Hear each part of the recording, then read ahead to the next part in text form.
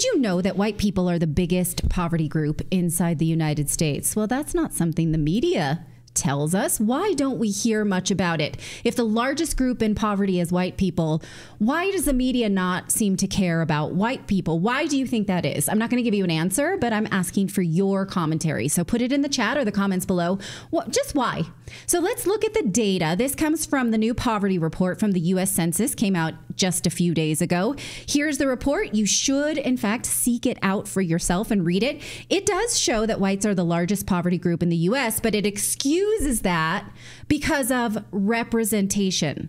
Liberals love representation, even in groups of misery and suffering. They want equal representation. Now, there is a huge group of whites in poverty, but they say it's not that big of a deal because there are so many whites as it is. That's why that's less sensitive data. It's actually a really insensitive way to frame data. So let's take a look for ourselves. The data does show that 40.5% of people in poverty are whites, but they don't seem to care so much because whites make up 58% of the population. So in other words, they are underrepresented. The population shows that Hispanics make up 29% and blacks 21%. So why does the conversation around poverty so often revolve around black people? Why does it leave out white people? And why do they have so few programs to alleviate white poverty when clearly that is the greatest need? They basically boil it down to concentration. So the reason that the census downplays white poverty is because they say other groups have more poverty representation. So it shows that blacks make up 13% of the population, but 20% of those in poverty, which they say is racism because they are overrepresented, without getting to the cause of that poverty. So how they explain it is the composition. They say that this shows the composition of total population by race and Hispanic origin. And that figure highlights which groups are overrepresented or underrepresented. So they don't really much care about people in poverty. They care about skin care and who they represent, as if there should be more whites in poverty because there are more whites in the population. And if you're white and poor, I guess that's okay. You can actually have a few more white and poor people, and then we would feel better about that, I guess. But if we're really concerned about representation, let's take a look at this chart again. Why are so many Asians in poverty?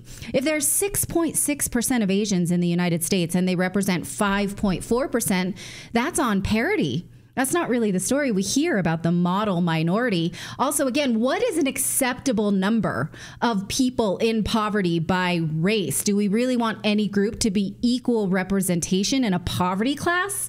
I would say that's the wrong goal, don't you think? If you want to care about poverty, you kind of have to care about everybody, don't you? Unless there's something that indicates that these disparities are due to racism, which the data does not show. And I'm going to show you why in a minute. Now, black poverty has gone up under the Biden-Harris administration. That's probably one of the many reasons that they are bleeding black voters, because black voters are not stupid and they understand that they are worse off than they were under the previous administration. But so has Asian poverty, which the media does not discuss. In fact, the column here on the left is 2022 numbers and the column on the right is 2023. So white poverty did go down by 0.7%, while black poverty and Asian poverty has gone up. Why? If that is an increasing number, why aren't there programs focused on Asian poverty? Why? Why don't we hear that? Because Asians aren't a target of the victim mentality? No, I mean, that's my guess. They're white adjacent, right? That's the thing. They're white adjacent, as Vivek Ramaswamy points out. So they just get lumped in with whites, and who cares? And we don't care about them at all.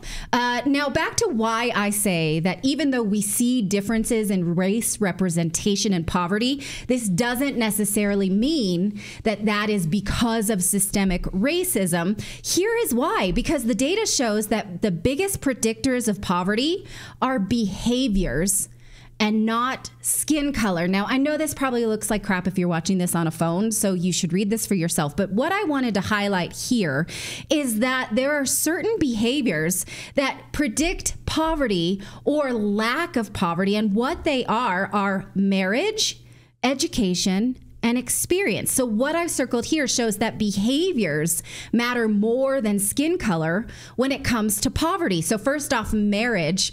Interesting, married people have the lowest poverty rate by quite a lot. And what I think is so interesting is that cohabitation does not give you that same advantage. So if you live together but are not married, you still are at risk at poverty. I'm not exactly sure why. I'm sure there are demographers who could explain that. I welcome your comments on this, but that's very interesting. You're less likely to join your finances if you're just cohabiting. Yep. Right. Yeah. And a lot of times being married is like being in business together, whether you like that or not. It's not very romantic. But if you are kind of in it together to build wealth, that makes a difference. And in fact, Black people follow the same trajectory. Did you know that economist Thomas Sowell says, or Sowell, I think is how you say it, and we get in arguments about this in our group chat, says that this has been true since the 1990s at least, that the poverty rate for married Black families has been less than 10% since 1994. Did you know that? So Black people are just not at risk for poverty. Their other demographics matter, whether or not they have work experience, education, and a family actually predicts them being out of poverty like every other group. And in fact, white single parent households have a much higher poverty rate than married Black families. Did you know that? That's true. That's not a statistic often discussed. Now, the two other behaviors that lower the chance of poverty are education and work experience. So clearly, as Thomas Sowell says, some behaviors pay off more so in the absence of racism. Right. I mean, here's the thing, right? If you consistently go to work, you consistently show up. Yeah. Right. Even if you come from a background that's more difficult, you didn't have the advantages of another individual. But of course, if you're showing up, the behavior is that you get up every morning, right, and then you go to work. You're going to climb up that managerial ladder, and you commit to a family, and you stick with it, and you build wealth. These are the things that lead people out of poverty. So no like racist program or anti-racist program. Oh, you mean the government isn't your answer? You mean Kamala Harris isn't your answer to getting out of poverty? Government can't help you get out of poverty? In fact, no, that's not the Shocking. case. And neither do these anti-racist economic programs do very much. And yet we are sold these sort of racist racial fallacies, racist aid programs we see. For example, the Restaurant Revitalization Fund during the pandemic opened up initially to only give money to restaurant owners who were either veterans, women, or economically disadvantaged individuals, by which they meant people of color. This was neo-racism at its finest. And in fact, white men, some of whom had been in poverty their whole lives, as the data clearly shows, were just left out. Those groups of men sued, and by the time their judgment came, they won their case. But by that time, a lot of the money had already been given out. And when they actually won their case, women and people of color who'd been promised money then didn't get it because white men had to then now jump the line that they had been held in. That was a mess. If they had not done that and only handed out money by economic need, we wouldn't have this neo-racist mess. Also, the American Rescue Plan during the pandemic offered COVID relief to Black farmers first because they say they'd been disadvantaged for years. In fact, the data doesn't support that. Black people did not need the government to pull them out of poverty. They did it themselves. Oh, only Black farmers are hurting. Yeah, no, actually, Black people pulled themselves out of poverty because guess what? They're a super capable group. They're not idiots like the government likes to make them out. Did you know that the Black poverty rate fell from 87% to 47% from 1940 to 1960 before civil rights programs because they follow the trajectory of any other group in color? Wait a minute, Italians, Democrats, Poles, Jews. Wait a minute, Democrats didn't save them? No. Democrats and the Great Society? They fucking saved themselves. I'm sorry to tell you this. Lyndon Johnson didn't save them with the Great Society? They can do it themselves. Oh. Yes. Shocking. I'm sorry to tell you that, but the data doesn't show that they need the government to help them. So when the government tried to give only Black farmers money, white farmers sued because many of them were also disadvantaged groups.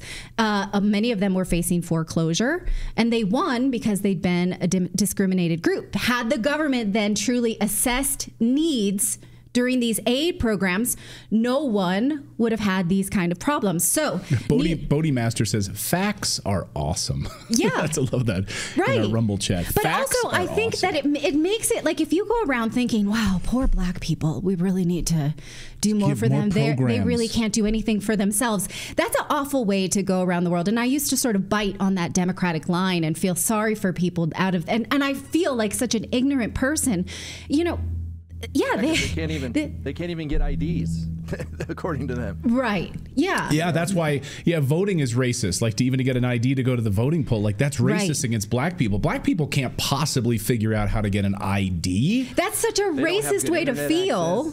Like, they're selling us racism through the guise of racism, right? And so, again, I think the best way to take this is you have to care about poverty across the board, not by skin color. Chris H says, you guys are misreporting this black farmers issue, Redacted. Chris H. Okay, Chris, can you explain that? We'll circle back to your point here, Chris. Yeah. I'll keep an eye on Chris's comment here. How are we misrepresenting also, that bit was reported by Coleman Hughes, who is a black journalist as well. So anyhow, neo-racists will say, well, this is an evening of the score. It evens it out because blacks have suffered more than whites, so it's time to turn the tables. Although that sort of, well, that's not the history of slavery because whites have been in slavery for a long time too, actually. If we're going to just cut off the certain year that we're researching the history of slavery, okay, but we shouldn't do that. We should look back through the history of humanity. And again, we're talking about the aggregate, and people don't live in the aggregate. The poorest people in the U.S. live in all white, poor, Southern hillbilly communities, for lack of a better term. They hardly have the chance to be racist because there's so few blacks in their communities. So better to care about poverty for everyone than just poverty by race. Am I right or am I right? Let me know what you think about the reasons that this is framed differently than the statistics tell us and why they don't want to have this real conversation. If you suffer from daily pain, I need you to listen to this message very carefully. What we know about pain relief is changing forever. As we age, aches and pains are normal, and we're all searching for effective ways to relieve pain without side effects and addiction. Let's be frank. We've all seen the horrors of the opioid crisis in the United States. You may have been affected personally. I mean, let me know in the chat how many people you know in your family or extended family have been affected by the opioid crisis. That's where a pioneering medical scientist comes in, Clint Winters. You may have seen this world-renowned health expert featured in the national media. He's unveiled a natural pain reliever. It's taken the world by storm. Yes, I'm talking about Canoladine, the 100% drug-free way to get full-body pain relief without dangerous pills. As you read this, Canoladine has become the go-to pain reliever for over 1 million Americans right now. Hundreds of professional athletes. It's now the official pain reliever of the UFC. So right now you get a chance to try it for yourself.